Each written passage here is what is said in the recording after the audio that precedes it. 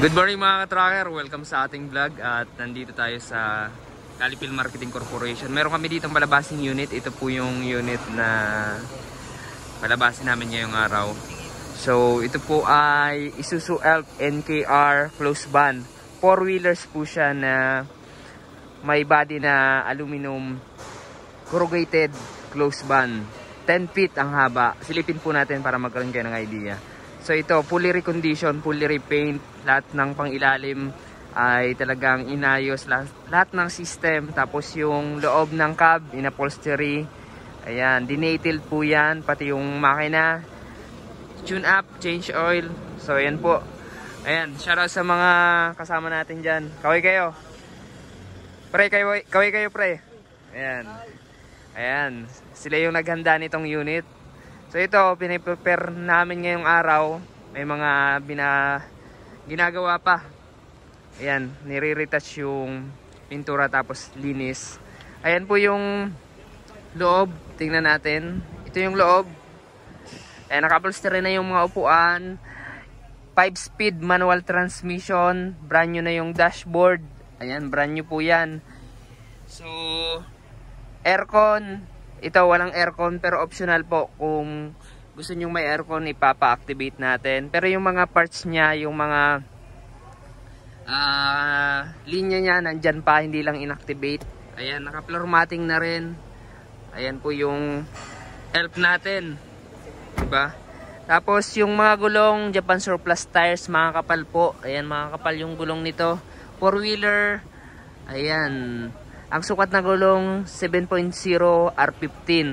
Tapos naka-independent suspension po siya. Ayan. Yung suspension sa harap, naka-torsion type suspension. Leaf spring suspension naman sa likod, ayan. 5 stud po siya na ayan, pang 4-wheeler. Ayan, 'di ba?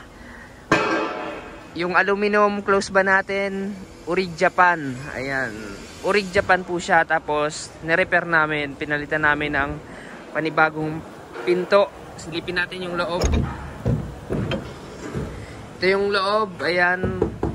Bago na yung panel ng pinto. Tapos, dito, original pa rin. Tapos, pinintura namin. Nilagyan namin ng ayan, steel yung dito sa gilid, sa baba. Para maganda tingnan. Tapos pininturahan namin. Nakarehistro na rin to. May plaka na ibabiyahin na lang pag nilabas dito sa planta. Ayan. Nakagrill pa yung mga taillight natin. M4 type clearance light. Complete electrical lights and accessories. Standard. Brand new battery na rin na 2SM. 4HF1 ang makina niya. Ayan, 4HF1 po. Ayan, ang odo nito, 285,535 yung odo na nakarehistro dito.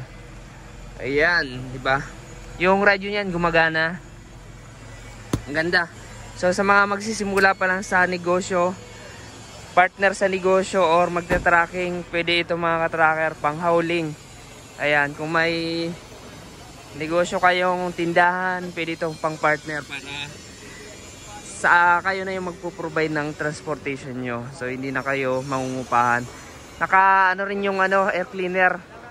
Naka-relocate sa taas. Ayan, tinaas na para iwas sa baha. Para hindi aabutin yung air cleaner natin ng tubig kung sakaling maisulong sa baha at hindi masisira yung makina. Ayan po yung itsura ng ating unit. Ayan, ang ganitong unit nagre-range to ng 700,000 pesos. Meron na kayong ganito. Ayan, depende sa specs mga ka-tracker. Dito kasi yung mga unit dito ay as-is condition. Saka lang nire-recon kapag napipili na ng client. Depende sa gusto niyang pagkakayari. May mga ipapagawa siyang additional, yun doon magbe-base sa presyo. Ipapakot pa natin.